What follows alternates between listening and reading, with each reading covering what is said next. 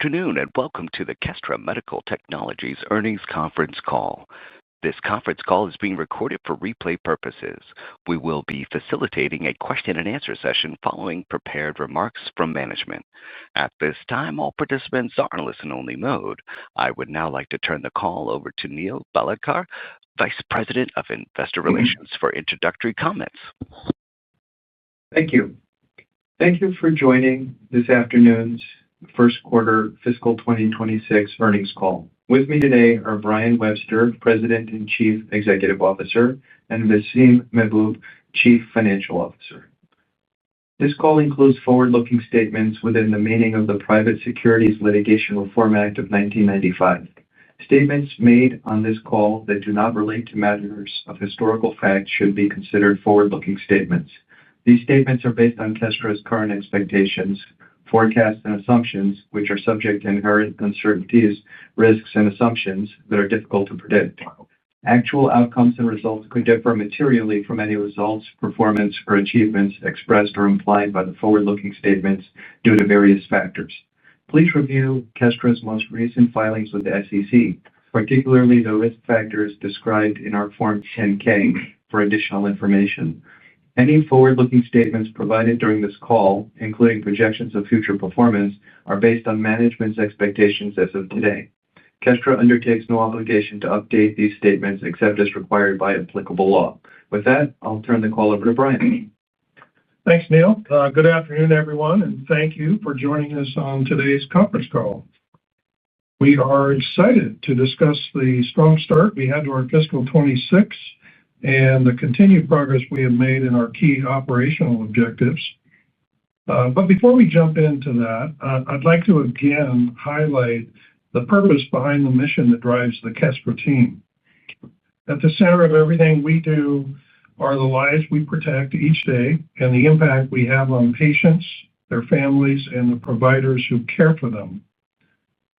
Recently, one of our territory managers, or sales reps, gave an overview of the Assure system to a provider where they discussed how the Assure system tracks heart rate trends and how this capability can provide critical insights for identifying patients with previously undiagnosed arrhythmias.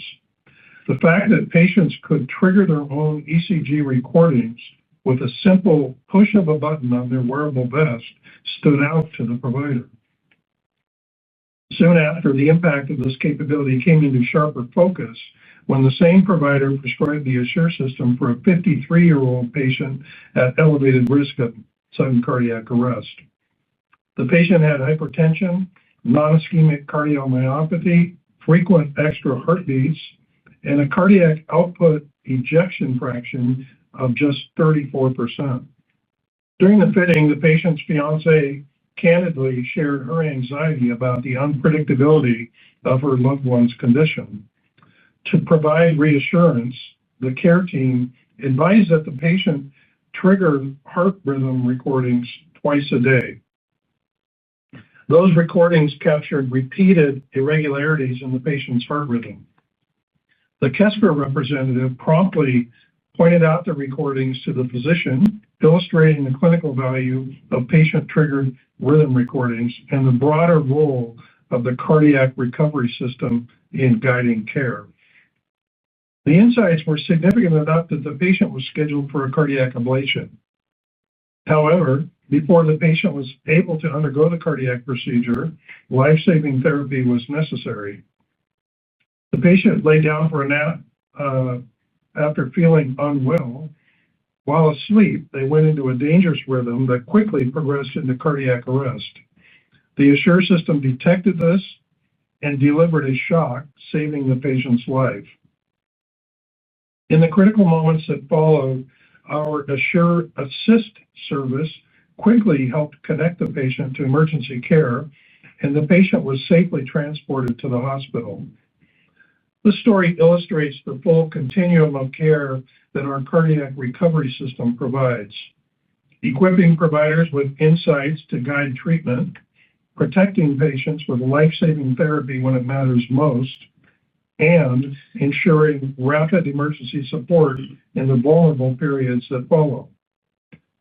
While this is just one patient's experience, in the first quarter of fiscal 2026, our team and technology helped facilitate many similar life-saving events. We remain humbled by this responsibility and by the trust placed in us by providers, their patients, and their families. With that, I would now like to turn to our recent performance. In the first quarter, we continue to reach more patients at risk of cardiac arrest, accepting over 4,200 prescriptions written for the Assure system, an increase of 51% year-over-year. Revenue grew 52% year-over-year to $19.4 million. Continued improvements in revenue per fitting from higher in-network mix and reductions in cost per fitting from volume leverage drove the seventh quarter in a row of gross margin expansion. First quarter gross margin was 45.7% compared to 32.9% in the prior year period. We expect continued gross margin expansion in FY26 and remain confident that Kestra is on the path to 70% plus gross margins. With the strong revenue growth that Kestra is generating, we are seeing nice operating leverage in the business. This leverage supports the investments we are making in the company's key growth drivers that we believe will yield significant long-term value for Kestra and stakeholders. A quick overview of four of those growth drivers. First, we continue to expand our sales organization with the goal of further penetrating existing accounts as well as calling on new potential Assure prescribers. We are targeting geographies in which a high volume of WCD prescriptions are being written and where we also have strong in-network payer coverage. As we noted on our last earnings call, we ended Fiscal Year 25 with approximately 80 sales territories. While this will not be a data point that we will be updating on a quarterly basis, I can say that our territory additions in the first quarter were in line with our hiring plan, and we continue to aggressively expand our sales coverage. Of note, we also have an updated commercial strategy that includes an expanded clinical specialist role that will complement our sales territory managers. We expect that this strategy will support further penetration of existing accounts. Second, we continue to make progress on improving our revenue cycle management capabilities while also bringing more payers in network. At the time of our IPO 6 months ago, approximately 70% of our fittings were for patients with in-network benefits. This figure is now approaching 80%. The higher in-network mix meaningfully increases our team's efficiency and positively impacts all key RCM metrics. It is important to note that there are over 3,000 payers in the United States, so there will be a long tail of regional and local payers we are working to bring under contract. The RCM activities that increase the speed and rate of our collections are process-driven, and we expect to see further improvements over time. For example, in the early days of commercialization, we had a small RCM team that was not specialized. The same individual may have been tasked with following a claim from fitting all the way to cash. Our RCM function has grown significantly, particularly in the last 12 months, with team members specializing in specific areas such as prior authorization, medical review, hold management, etc. Third, as you all know, we utilize a lease business model. Our substantial investment in our fleet of devices, each with a capacity for approximately 3 patient wears per year, enables the business to scale with our attractive unit economic profile. While our current asset pool can support our near-term business objectives, we are continuing to add to our fleet at a measured pace as we grow our field team. Fourth, we are continuing to build the body of clinical evidence supporting the safety, efficacy, and benefits of the Assure system. We recently achieved a major clinical milestone with the conclusion of enrollment in our FDA post-approval study. This is a really significant achievement for the Kestra team and took a ton of really hard work by our entire team. We were also recently notified that our study was chosen for a late breaker presentation of our clinical data at the American Heart Association Scientific Sessions, which will be conducted in November. At the time that our post-approval study is presented, we expect this to be the single largest study ever published in the WCD category. This is the biggest stage in cardiology for our exciting results. All of these growth drivers further our mission of protecting even more patients that are at risk of sudden cardiac arrest. We have previously noted that despite the overwhelming evidence that an external defibrillation shock is effective at terminating dangerous cardiac rhythms, WCD therapy remains underutilized, reaching just 14% of the eligible U.S. patient population. That means 6 out of 7 patients that are indicated for a WCD are not being protected by one.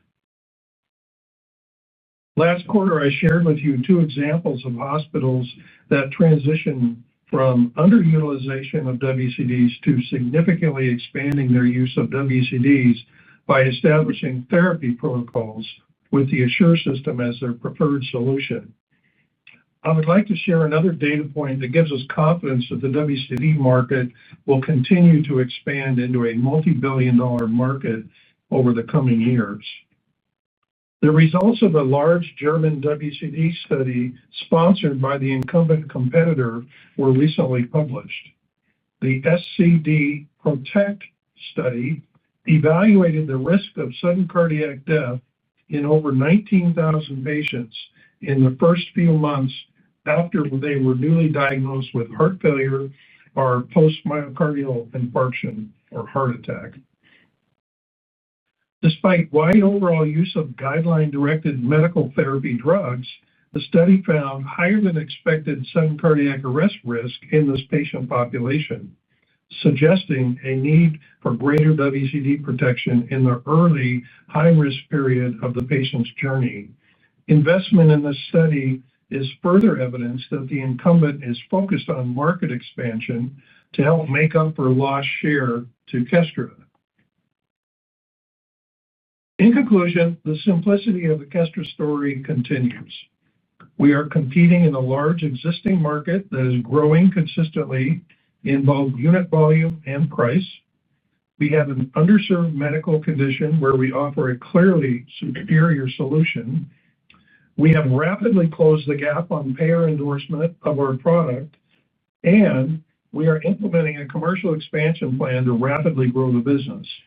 We are seeing strong execution across all elements of our business, and the foundation we have built has positioned Kestra for strong growth this fiscal year and beyond.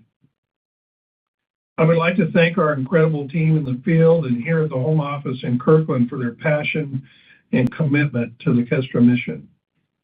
I will now turn it over to my partner, Vaseem, who will discuss first quarter financial results in more detail and provide our updated fiscal year 26 revenue guidance.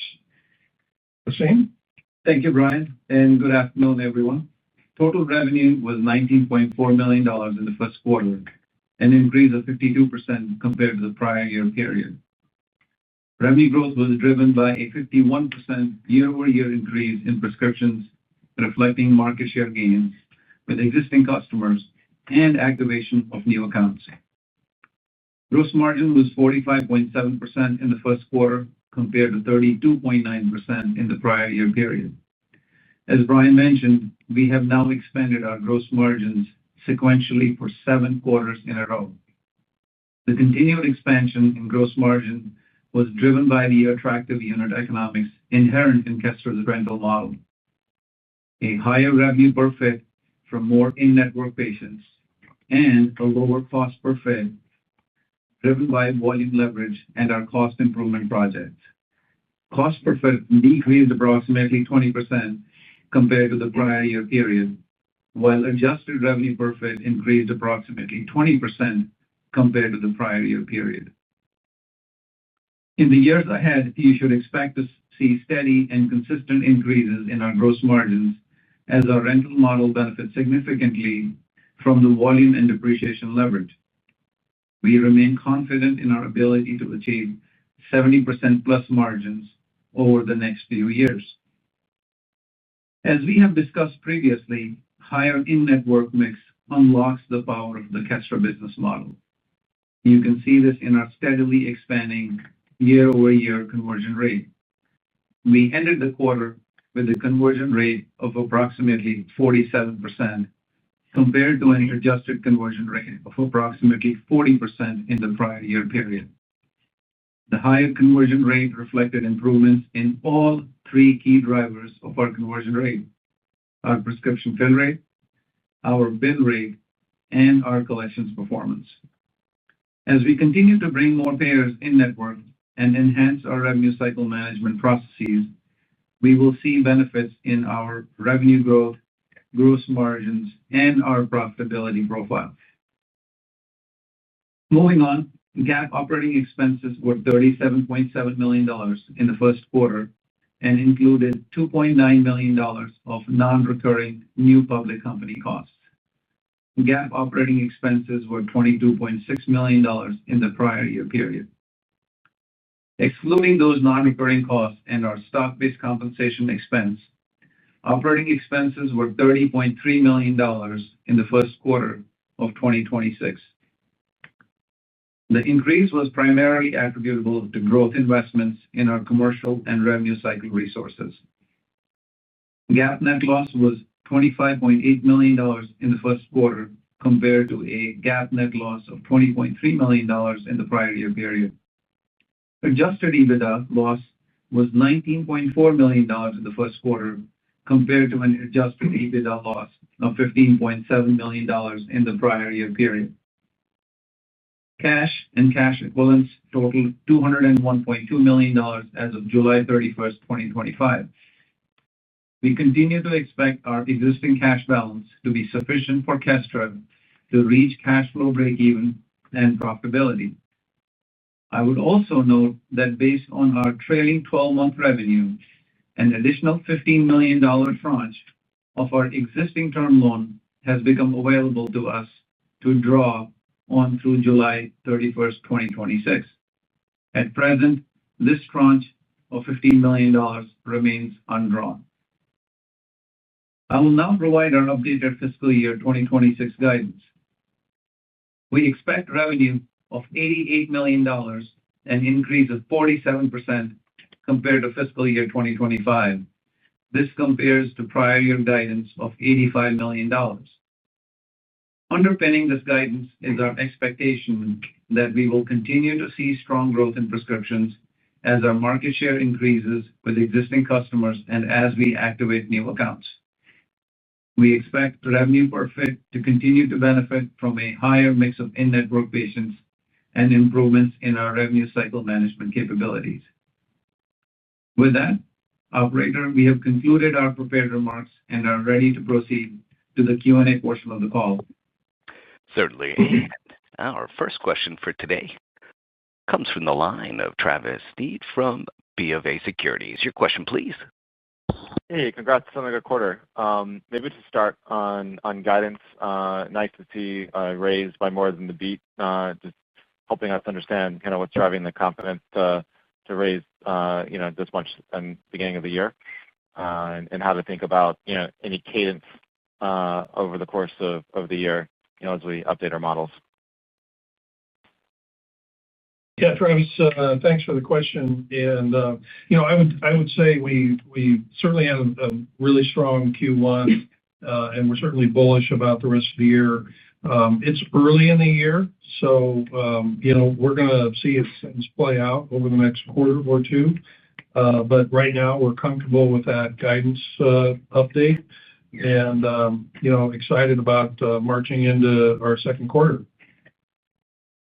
All right, great. And I wanted to maybe double click on some of the in-network mix things you mentioned, just kind of understanding like what you guys are doing on the ground to improve the mix, where the mix can be over the course of this year and next few years, and maybe to think about the impact on gross margins as well to go forward. Yeah, as we mentioned, at the point of IPO, we were about we have over 90% covered lives in the U.S., which just means that the total number of insurance covered lives in the U.S. We have about 90% of those under contract. But when you look at the actual patients that we're taking, that's where we get the real revenue from. And so we've seen that number go from 70% at the IPO to, as we mentioned here, about 80%. We think that will continue, a slow incline as we add more payers. There is a long tail, as I mentioned in my comments, of some 3,000 payers. So it takes a while to engage with the local and regional payers. And quite frankly, there are some payers that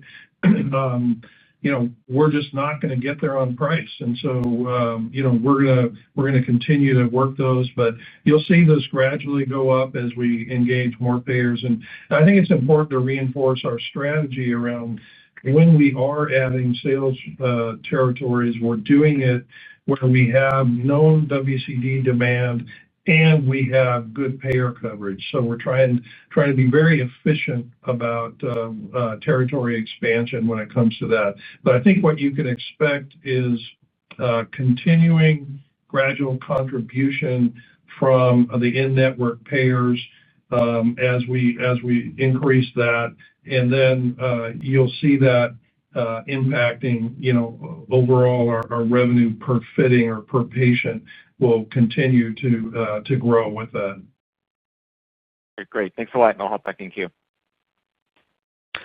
Thank you. And our next question comes from the line of Rick Wise from Stifel. Your question, please.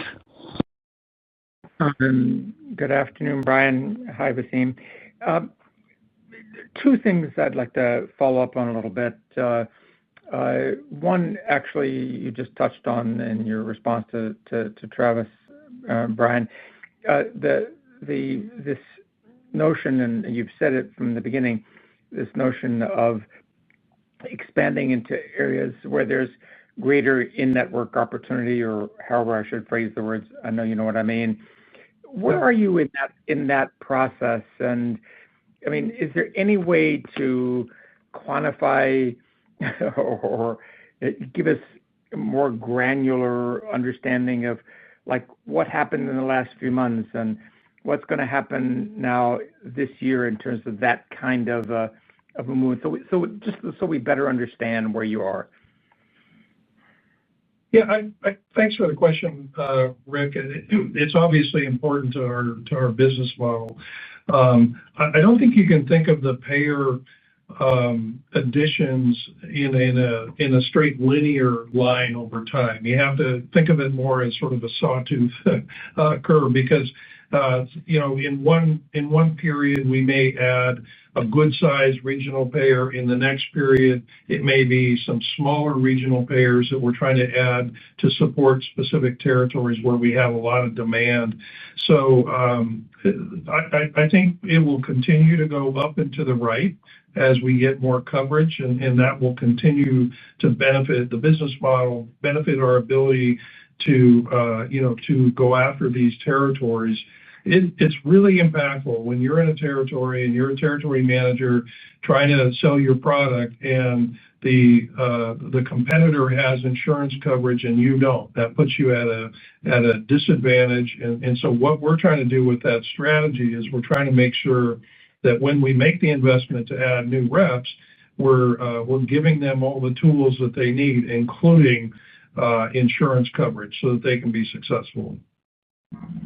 Gotcha. And Rick, can I just add one more comment to that? I think, and we've kind of talked about it in the past, and, one of the big things that we want to remind everyone is when you think about, the impact on the conversion rate as a result of the in-network mix, we have said it that, we don't have to go to 80-90%. What's baked into our financial model is for us to go from the high 40s that we are at today to getting to the high 50s here over the next couple of years. So to Brian's point, as you drive coverage and conversions on that 3,000 towards a higher mix it'll lend itself automatically to get to that higher conversion rate. But again, if we don't have to get to all 3,000 immediately, it's just going to be a gradual process, and that's already factored into the messaging that we have had in the past. Great. And Vaseem, I just wanted to touch on as we reflect on the quarterly flow. I mean, obviously, this is a good quarter. You had a solid raise. It's very encouraging, setting the stages as I think about the rest of the year. But help us think about the quarterly flow. And I mean, with these extra, wonderful few million we're adding to our model, do we take our current models and, is it more back-end loaded? Does it change the quarterly cadence? Just help us, make sure our models are in the right place, if you would. Thank you.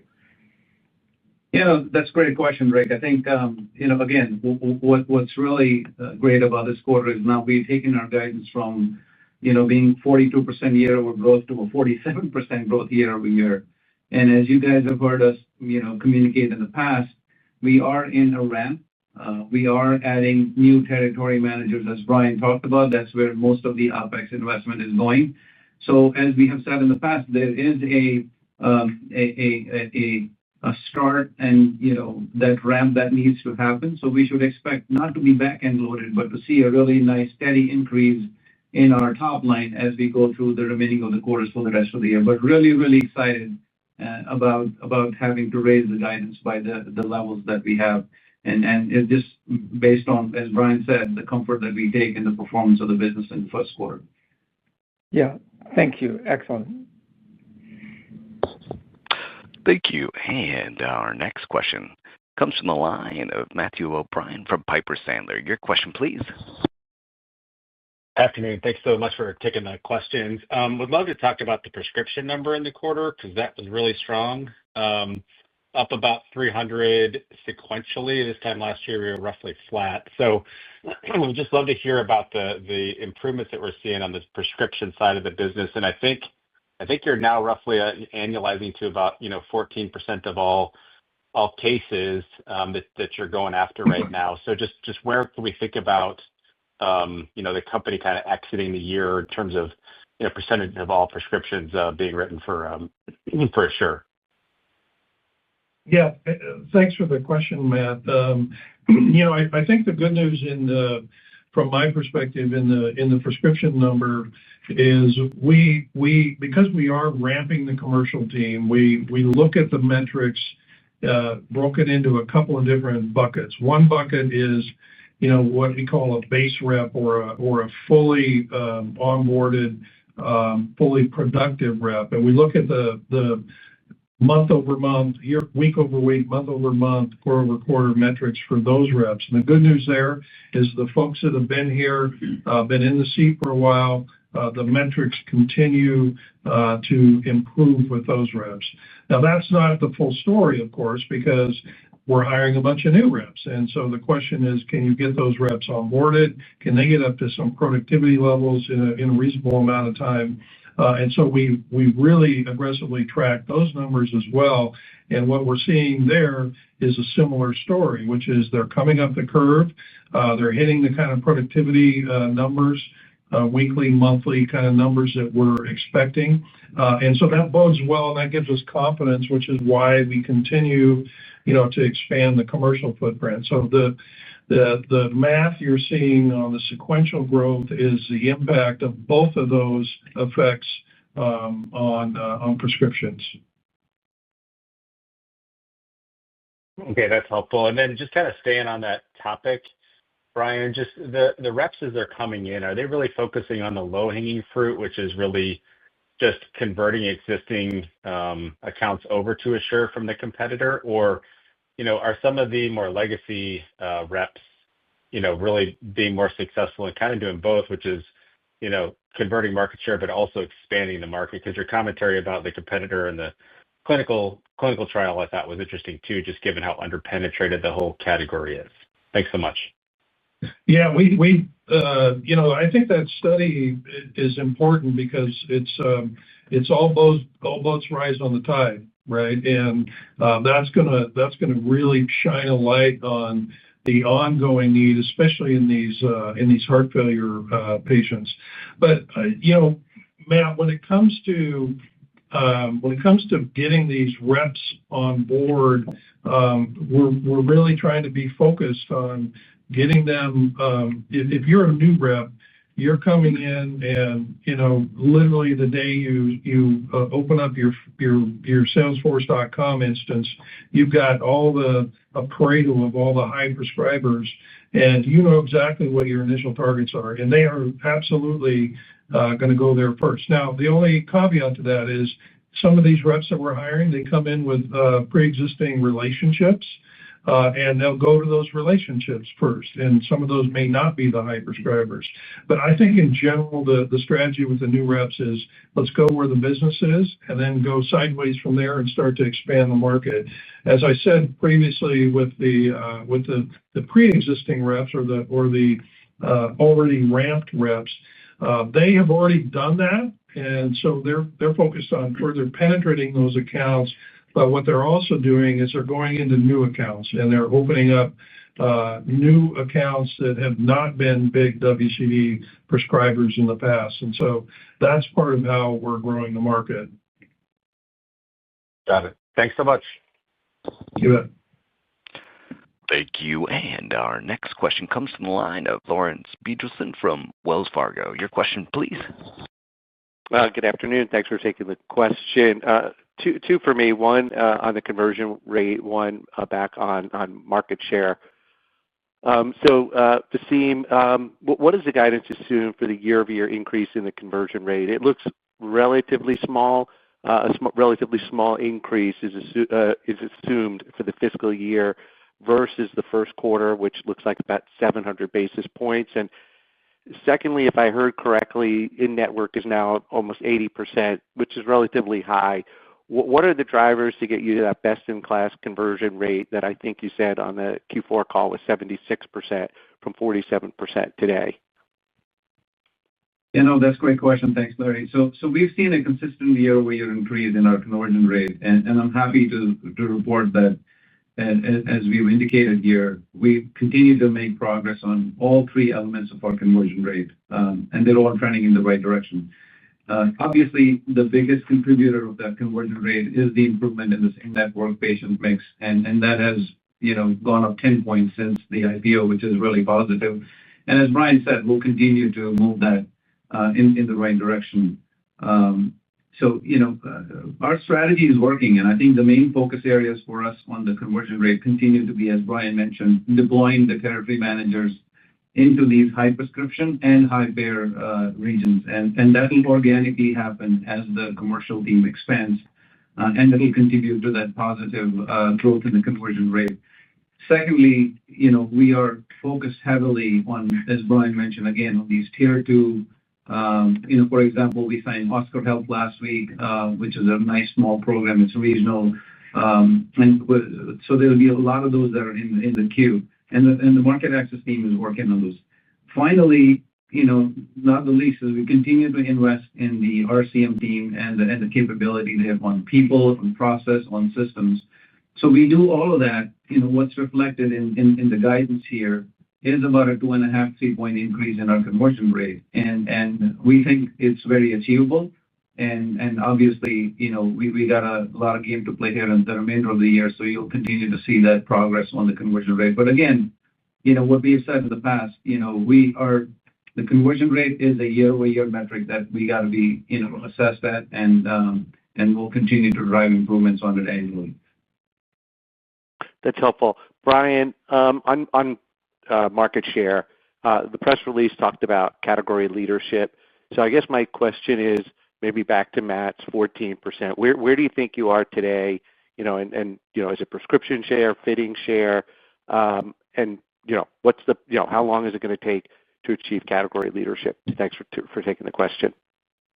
Yeah, thanks, Larry. I think time will tell how long it takes us to get to that position, but I think there's a couple of different drivers that I would say. With regards to where do we stand today, we're probably somewhere around 12% market share is my math. And I would say that the key driver, now that we've got the insurance coverage in place and we've got a high percentage of our patients are coming in with coverage, that's not as big a focus as just pure sales coverage is. And right now, we're a little over 50% of the U.S.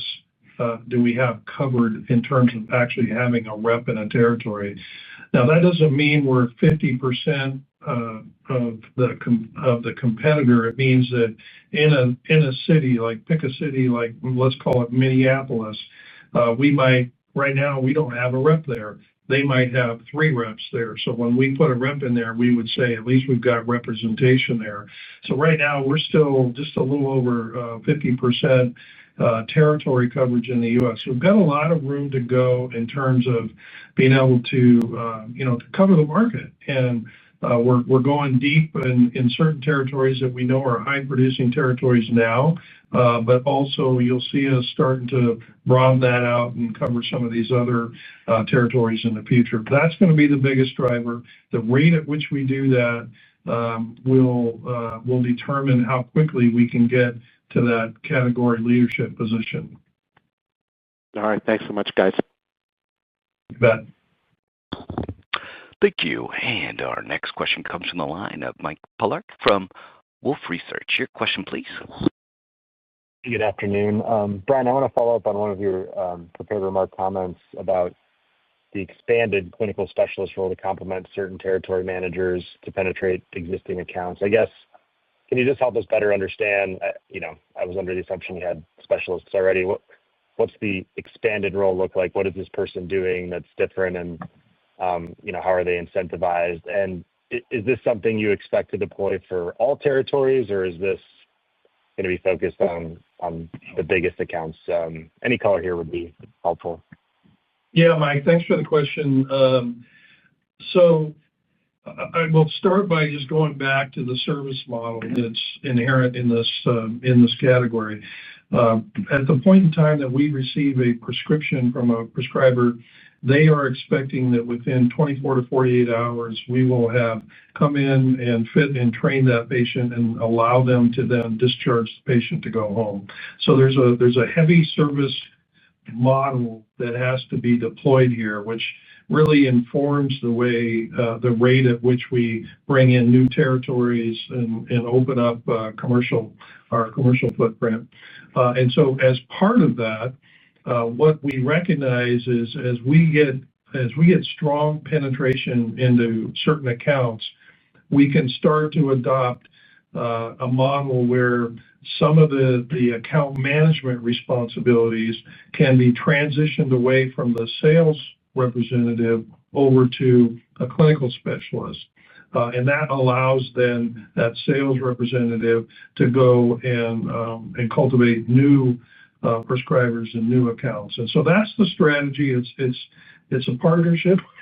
Excuse me. And what we will initially be doing is putting those roles in some of our high-performing territories where we've already demonstrated the ability to go in and capture significant market share so that we can give those reps some leverage to be able to go and expand beyond those accounts. And then as we see the progress we make in that, then that will really determine how far down the scale we go when it comes to adding those resources. But I think it's a strategy that's not an unusual strategy in medtech. We've seen it in other categories. It's one that I think will be successful for us, but we will start with the high performers and kind of go from there. That's helpful. The follow-up is on the late breaker coming at AHA through a post-approval study. Can you remind us just some of the high-level specs of that post-approval study, size, kind of focus patient, the period in which it enrolled, and then if you want to preview the data, great. But what would you hope this shows? Is this going to be narrative changing on patient compliance? Is that the major hook? Is it simply just scale of quality data solidifies the pitch? Is it differentiated insights on the MI versus the heart failure patient, the post-MI patient? What the so what of this presentation will you hope be what? Thank you.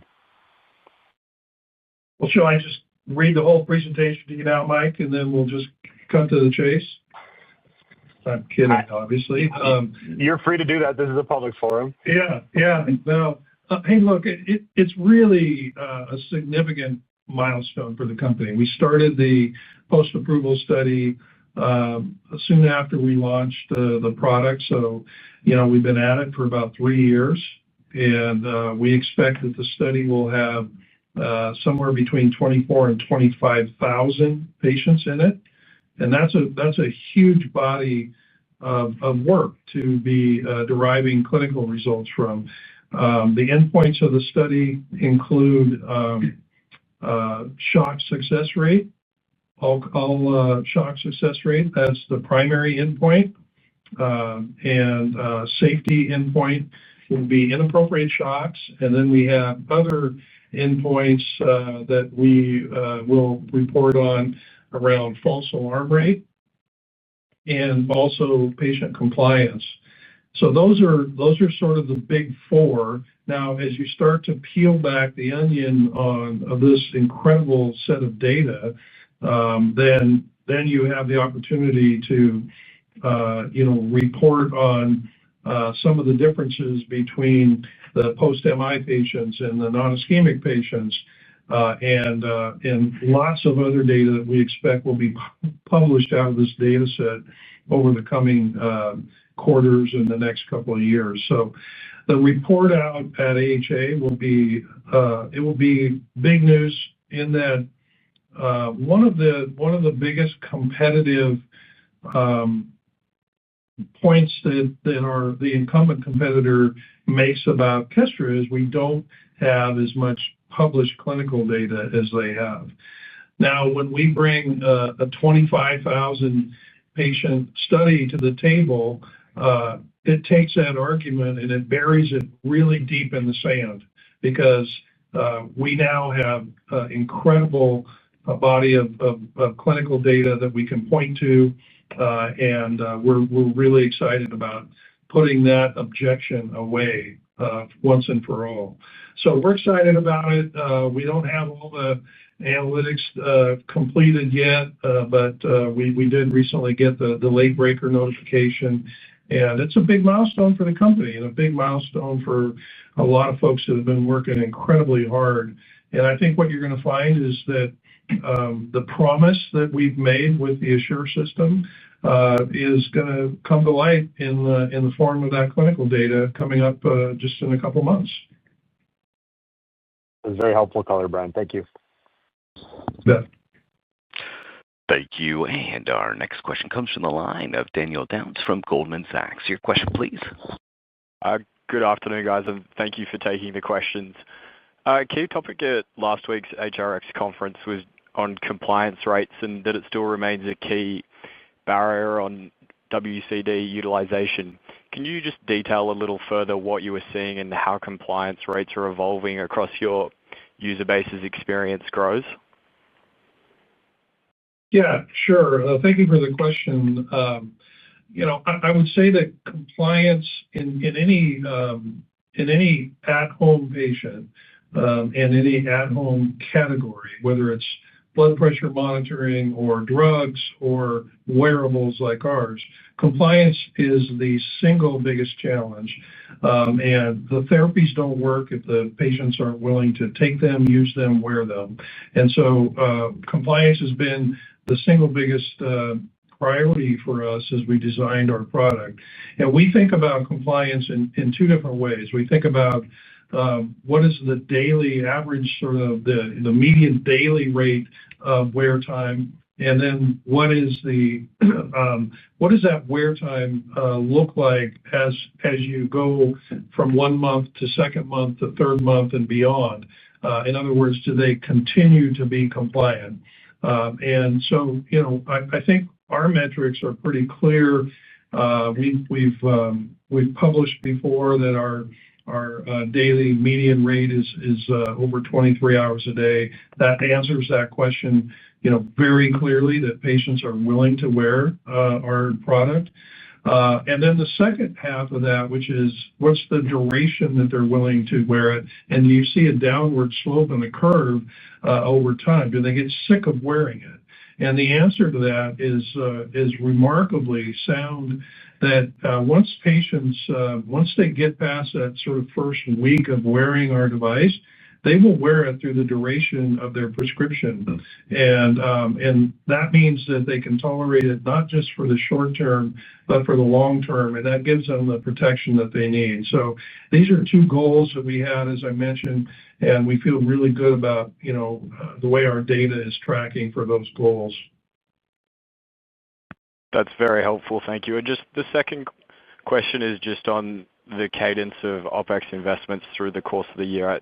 Last quarter, we had talked about some of the investments the new commercial offer was making. We've discussed the new territory manager expansion today, but any color on the pace of those investments through the rest of the year and what those might be focused on? Thank you. I think the name of the game is going to be steady and measured. We are adding to our commercial footprint, as we've talked about. I think last quarter we talked about, the prior quarter we got a little bit aggressive with some of our OpEx because we had an opportunity to really invest in the leadership team and the training capability of all these new reps, et cetera. Now, as we got into our new fiscal year, we have a business plan for the year. We're executing to it with pretty tight precision at this point. And what you're going to see is steady additions to the team so that we can consume those new territories and those new territory managers and provide them with all the support that they need to be successful. And I think that's really the strategy behind the pace. This is not one of those categories where you can just say, "Hey, I'm going to go out and hire as many reps as I can as quickly as I can."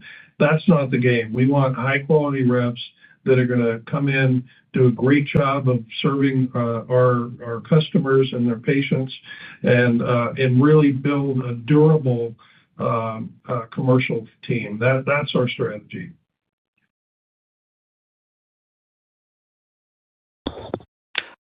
Thank you. This does conclude the question and answer session of today's program. I'd like to hand the program back to Brian Webster, President and CEO, for any further remarks. Okay, thank you. And thank you for the great questions. I think, again, the story of Q1, we're off to a new start in a new fiscal year. And it's an exciting start, but we've got a business plan. We're executing to that plan. And I'm thrilled by the level of commitment that the Kestra team has and the culture that we're building around performance and commitment. And we're looking forward to getting back with you all, in 90 days or so and giving you an update on Q2. We continue to put a really bright, shiny light on the focus we have around patients and the lives that we save every day, every week. We report on those to our team. Every Monday, we report on the patients' lives that were saved by our product last week. And that continues to be the guiding light for this company and will continue to be so. So thank you for attending today, and we'll look forward to updating you again in 90 days. Thank you. Thank you, ladies and gentlemen, for your participation in today's conference. This does conclude the program. You may now disconnect. Good day.